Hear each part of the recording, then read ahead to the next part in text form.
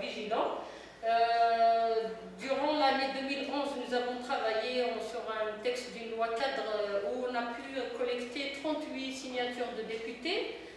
Malheureusement, cette assemblée est finie, donc est finie en mai. Donc on va remettre sur le tapis le même texte pour les nouvelles députées, notamment pour les femmes. Nous comptons sur leur soutien pour la question. Mais une chose, on revient toujours, c'est la vigilance et revenir par des rapports, notamment justement par rapport à cette relation entre la religion et d'évoquer tout le temps la religion quand il s'agit des droits des femmes. Je reviens de l'examen périodique universel de l'Algérie à Genève, ça s'est passé le 29 mai, et le ministre des Affaires étrangères algérien, sur les questions de révision du Code de la famille, il évoque encore la charia. Donc nous avons du pain sur la planche sur cette question, et ces futurs députés, c'est à la société civile de prendre ce que nous demandons. Si vous n'assumez pas ce que vous avez mis, égalité de hommes et femmes dans la société, et encore une fois, donc il y a toujours cet article 2 de la Constitution qui est l'islam religion de l'État, sans qu'on laisse un débat sur les questions de l'islam religion de l'État. L'État, ce n'est pas une personne pour avoir une religion. Sinon, ils ne sont pas capables d'avoir des institutions qui garantissent l'égalité et qui garantissent l'accès libre et l'accès à la citoyenneté pour tous les... Ils n'ont qu'à ne pas dire que, parce que vis-à-vis de la vitrine extérieure, tout va bien, on a fait des lois, on ratifie des textes et on fait des efforts. Et nous ne sommes pas dans un pays pauvre, je parle de l'Algérie, nous sommes dans un pays riche qui peut mettre en œuvre des moyens pour permettre aux femmes d'accéder mieux au travail, parce que officiellement c'est 15,6% de femmes qui travaillent officiellement, sinon sont dans l'informel où ils sont exploités. Ce sont que quelques chiffres. Initialement, même si on prend 30%, et même si l'école qui est ouverte, il y a 70% de réussite des filles à l'école, elles ne portent pas forcément, elles ne sont pas forcément dans les institutions comme étant des dirigeantes ou des cadres, elles sont dans le subalterne, même s'ils ont les compétences. Dans toutes ces questions-là qu'on pose dans nos arguments. Et voilà, je pense que je suis dans le temps. Et je vous remercie, je reste à votre disposition pour des questions. Je me suis contentée seulement du texte concernant le loi. Donc l'enjeu pour nous, c'est d'aller c'est de forcer notre État à mettre en œuvre toutes ces ratifications qu'il fait. Notre référence, c'est le droit international. Et je vous remercie.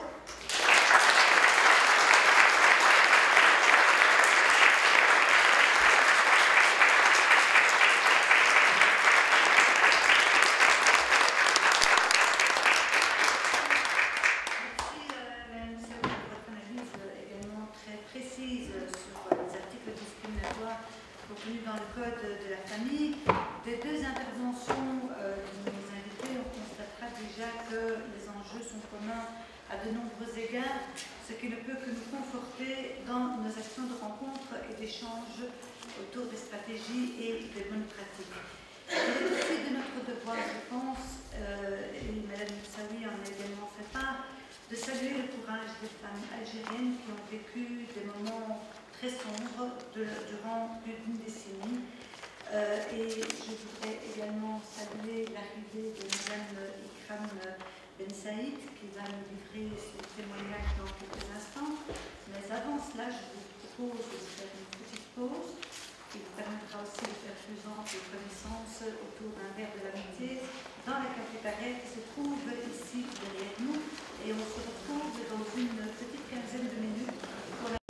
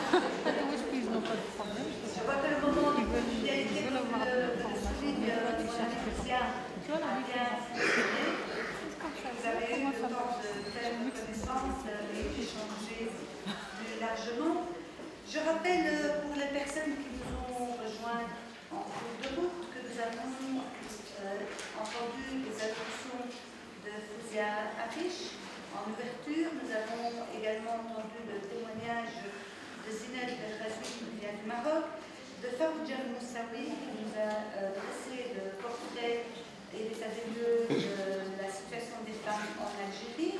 Et nous allons à présent nous tourner vers la Tunisie avec notre invité, un petit tableau très sommaire.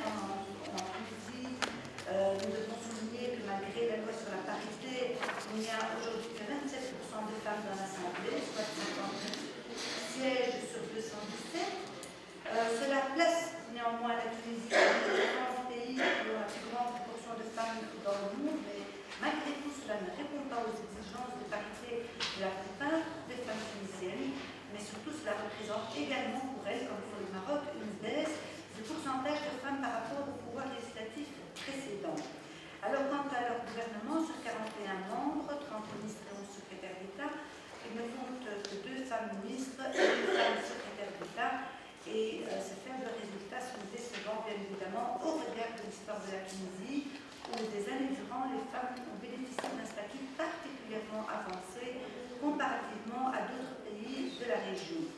Cette déception est d'autant plus criante si l'on considère que les règles établies en avril 2011 par la Commission électorale tunisienne étaient particulièrement progressistes, obligeant les partis politiques à utiliser le système que nous connaissons, qui est le système de la tirette, c'est-à-dire l'alternance un homme, une femme sur les listes électorales. Voici le portrait très sommaire, je dirais, du paysage politique dans sa représentation politique.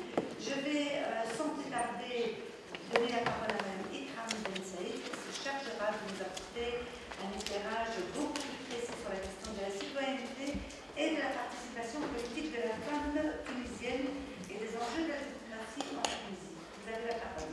Merci. Bonjour tout le monde. Je m'excuse d'être en retard, je viens d'atterrir en fait.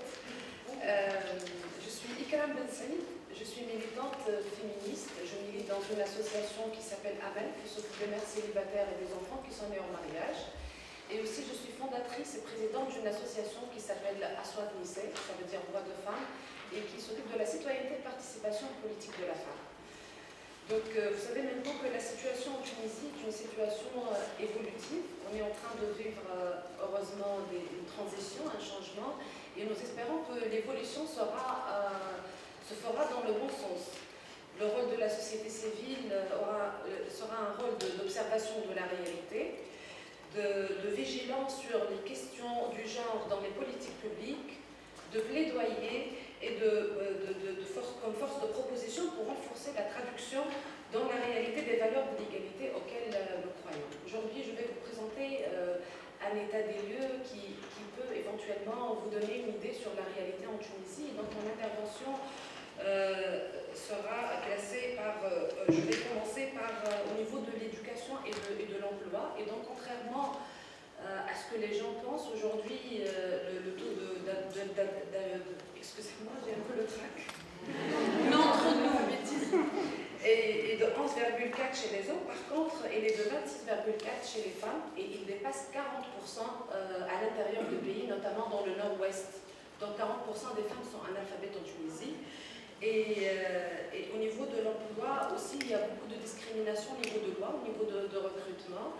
Et donc, sur 4 femmes, il y a une seule femme qui est active. Et donc, le taux de chômage chez les femmes, c'est 22,6%, et chez les femmes diplômées, c'est 44,2%. Donc, au niveau de la santé, l'accès à la santé reste toujours limité, notamment à l'intérieur du pays. La mortalité maternelle restera en Tunisie le seul parmi les objectifs de millénaire pour le développement à ne pas enregistrer de progrès souhaitables. Sur 1000 femmes, il y a 45 décès de maternité maternelle. Au niveau de la violence, dernièrement, on a eu la publication d'une enquête qui a été réalisée par l'Office national de la famille et de la population. L'enquête a été menée en 2010. Et donc, selon l'enquête, 50% des femmes tunisiennes ont subi au moins une forme de violence dans leur vie. Et généralement, donc, le partenaire intime est l'auteur de la violence, avec 47,2% violence physique, par exemple, 78,2% violences sexuelles et 77,9% violences économiques. Donc bien sûr, vous savez que en Tunisie, c'est ce chiffre-là, parce qu'il y a une insuffisance de services d'accueil et une société civile qui a été accablée pendant 23 ans de dictature, une présence quasi limitée au seul centre urbain, laissant la population féminine à l'intérieur du pays abandonnée à son triste sort. Ce n'est qu'après la Révolution qu'il y a eu des initiatives d'aller vers l'intérieur du pays, de travailler avec les femmes. Et aussi, il n'y a pas eu un travail de sensibilisation auprès de la population qui vise à un changement de comportement. D'ailleurs, dans l'étude, les femmes qui ont fait recours aux ONG suite à la violence à l'égard des femmes est seulement 5,4%. Au niveau des pouvoirs publics, vous savez qu'en Tunisie, malgré qu'on a des avancées et des acquis, on n'a pas un centre d'accueil de femmes victimes de violences. Donc 87,7% des femmes victimes de violences font recours à leurs parents, et généralement donc les parents les renvoient vers l'agresseur pour des raisons économiques ou culturelles. Aussi, la police reste toujours complaisante, notamment quand l'agresseur et le partenaire intime, le conjoint, ont un proche parent. Et donc, dans l'enquête, il y a seulement 3,6% des femmes qui ont fait recours à la police suite à une agression, et donc ça nécessite vraiment un travail de sensibilisation, à travailler avec la police afin de changer le comportement. Les services de santé aussi ne sont pas cités dans cette enquête, seulement 2,4% des femmes ont cité les services de santé. Aussi, je dois citer que dans le programme d'enseignement, l'image de la femme reste également enfermée dans les stéréotypes, ne pouvant que faciliter l'appropriation d'un statut d'infériorité, terreau de discrimination et de violence. Et dans le contexte actuel post-révolution, où le pays a choisi de se doter d'une nouvelle constitution, le défi le plus urgent et l'opportunité historique qui s'offre à nous est de parvenir à un consensus national pour consacrer les droits et l'égalité totale de la femme dans ce qui sera référence de toute juridiction ultérieure. Pour cela, il faudra vraiment lutter contre la montée d'une vague conservatrice extrémiste, minoritaire, mais très présente et très active. Au niveau de la participation politique de la femme, comme Mme Fatiha a cité, donc suite à la loi de la parité, on était toutes et tous contents, mais finalement, on s'est rendu compte qu'il y a seulement 7% femmes têtes de liste, et que la représentation des femmes dans l'Assemblée constituante représente seulement 23%. Et donc je crois que le chemin est très très long, mais disons restons positifs pour avoir vraiment de l'énergie pour pouvoir continuer. Merci pour votre attention et je suis entièrement disponible à vos questions.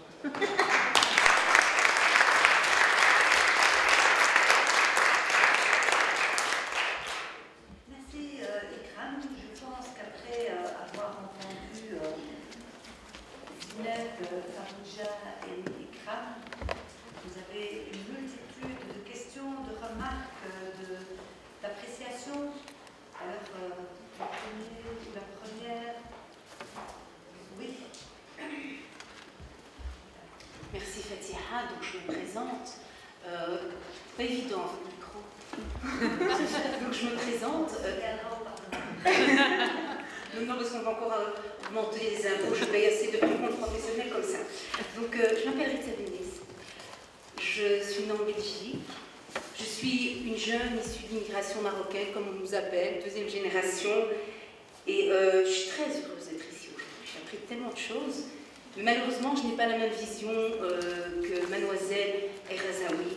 Et je trouve ça dommage parce que vous avez dressé aujourd'hui un tableau noir du Maroc. Vis-à-vis de moi, c'est pas grave parce que je le découvre, mon pays. Pour moi, il évolue énormément. Mais par rapport à l'Assemblée qui ne connaît pas le Maroc, je trouve ça un peu dommage.